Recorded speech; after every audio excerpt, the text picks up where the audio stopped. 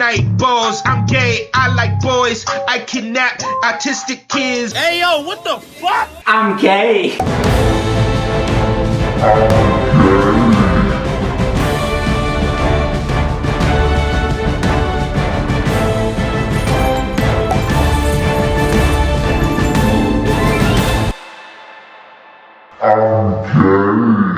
Yo, what's up y'all? So in this video I'm gonna show you an updated version of the build I showed you in the previous video. This version is like way better. I think you can reach like wave 200 and more with this one. Maybe not solo, but with 2 players easily. If you have like an initiate and a contest, just to boost the defense. Alright, let's see the build. So first, for the placements of the defense, I already built the map, but I'm still gonna show you like this. You have to place one Elder Dragon like this in the middle, facing all 3 lanes. Like this. Let me show you.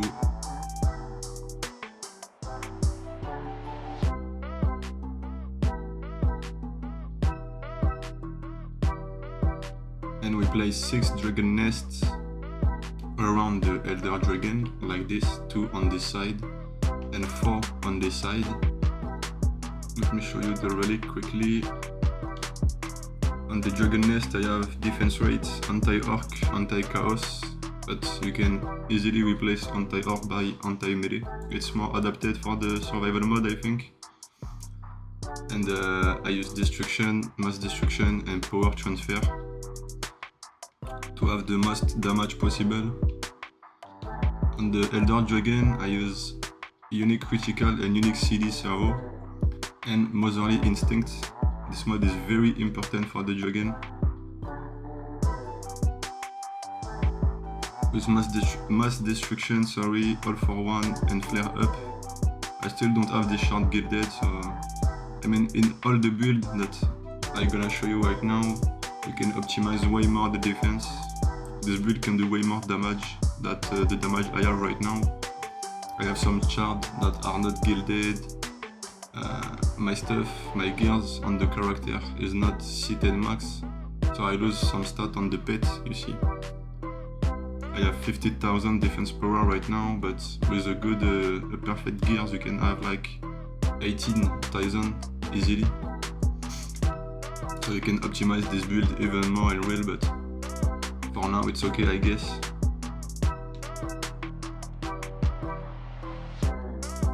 After that, I use 1 proton beam and 1 boost aura just here, like this, to boost the defense. So on my buff beam I have diverse power, diverse CD and crit damage, and boosted beam, destruction and all for one. By the way, big shout out to Terminator to tell me in comment to use all for one for the buff beam and the boost aura too, because I completely forgot in my previous video. Thank you. And on the boost aura I have destruction, all for one, boosted power with defense range, diverse power and diverse CD. But you can replace the defense range by a crit damage mod, so you boost even more. You don't need the defense range. Even for the godly stats I have defense range, but you can take like crit damage or crit chance, it's better.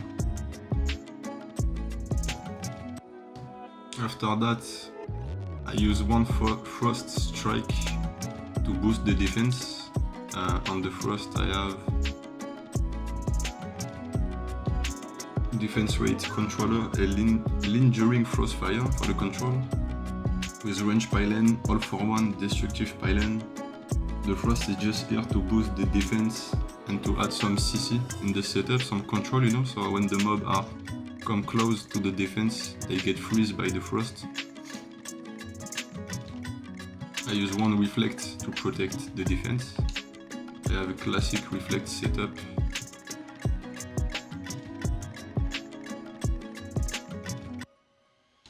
And the last thing is the Flak cannon. It's very important. I use them instead of the tree, like I showed you in the previous video, because in real you don't really need a tree. You can just use a Flak cannon for the knockback effect, you know what I mean? I use defense rates, diverse crit, diverse city. It's just a random relic because I don't make the perfect relic for the Flak cannon right now, so I use this one.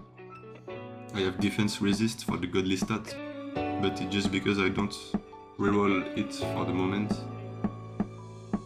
I use this shard, powder shot, and I'm not really sure the shard is OP. I mean, it's pretty sure it's better to use destruction, but anyway, deadly strike and buckshot from C8. This one is very important because the Flak cannon is here just to knock back the enemy and to do some damage too, but the most important thing it's the knockback.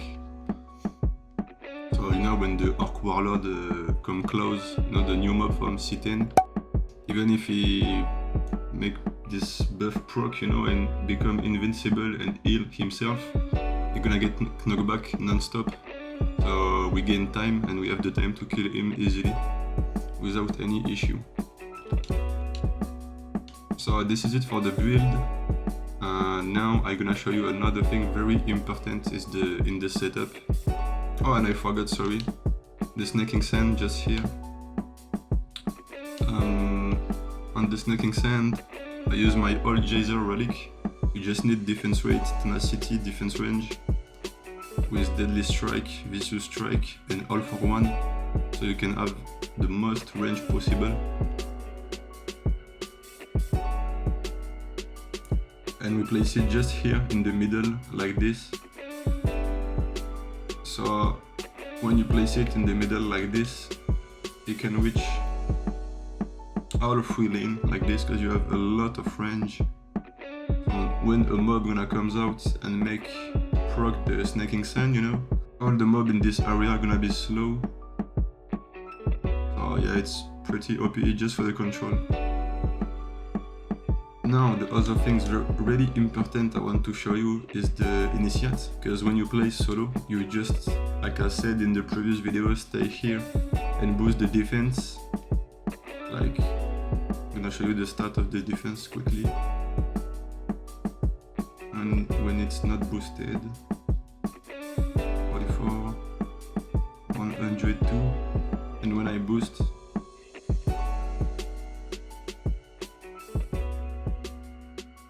242.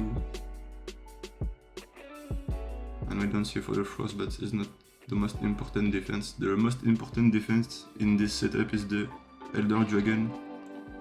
You can see right now I already do some wave, so I can upgrade the defense to show you. And for example, if you look this defense, they do 316 billion damage. And the Elder Dragon already does like 2.6 trillion damage. It's really the main defense here. I mean, in your setup, if the Elder Dragon get destroyed, you're gonna lose. It's almost sure. Anyway, so the next things I want to show you, it's very important. It's the build on the initiate to boost the defense. On the initiate, I make a build like full defensive to survive, because at wave 150 you're gonna start to have some assassins that spawn non-stop on you and gonna one-shot you, so you need a specific build to counter that and not die, because if we are dead we can boost the defense, and if we can't boost the defense it can be a problem. So for the mod we have like robust, pest repellent and tenacity. You need tenacity on every piece of gears. I don't have it on the boots and the glove because I just don't finish to set up my build for the moment, but we need robust, tenacity on every piece, armor chip and pest repellent on the helmet, because the assassin is a flying enemy. So you take 50% less damage from flying enemy, so from assassin, that's work. On the helmet for the shard I have channel, just to restore my ability resource, my mana. Worm scarf, so we take less damage to survive, and chi burst, just to increase the boost of the boost ability, you know what I mean? So we can boost even more the defense. On the chest, I use the snakeskin chest for the mod, armor chip, tenacity, with Chi Supercharge for boost even more, Tank Gambit to take less damage, and Resolute Armor. It's a new survival shard, one of the new shards, and this one is very strong. It's like mandatory to have it in the build if you want to go above 150 and survive. So with this shard you can't be one shot anymore. So it's pretty OP for the assassin.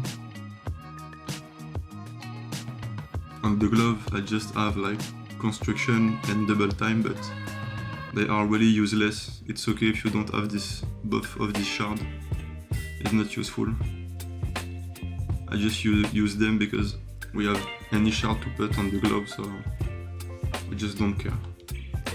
So on the boot it's the same, speed boost and regeneration just for the quality of life, but it's not mandatory. And radiant critical power. It can be useful, but you need to be close to the defense, and it's not a good idea to stay close to the defense, because if you have an assassin on you with the AoE damage, he can destroy the tower, so you need to be careful. So it's better in my opinion to just stand here and boost from here. So even if an assassin grab you, he can reach the defense, you know what I mean? So it's safe like this. And on the weapon I use 3 mods. The most important one is the last one, Shackled. So with this one, every assassin that's gonna try to grab you gonna be stunned for 3 seconds. This mod is like mandatory. If you don't have it, you're gonna have a lot of trouble at 150 and more. Metamorphosis too, so we take less damage every time we get hit for 5 seconds, and this effect can stack 5 times, so it's a lot. And same for the first mod, Rise from the Ash, so instead of dying we can just revive. It's like a revive. And same for the ring. I have this mod on the ring and on the weapon. I need to do some tests. I don't know if actually we can stack the mod and have like 2 revive, you know what I mean? But I need to do some tests. Even if we can stack both of the mod, like 2 times the same mod, you can switch this mod on the weapon and use Last and Ship. It does the same effect, but it's not the same mod, so maybe we can stack the mod like this. For the shard I have Tamer Gambit for the pet, but it's not mandatory.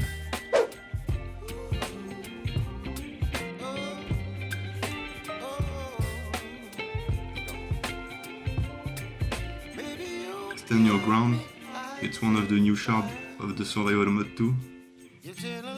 So when you're standing still and you're not moving, you gain some damage and ability power, and you take less damage, and it's OP because we just stand here and not moving and boost the defense, so we get the bonus of defense, you know what I mean? The reduction of damage.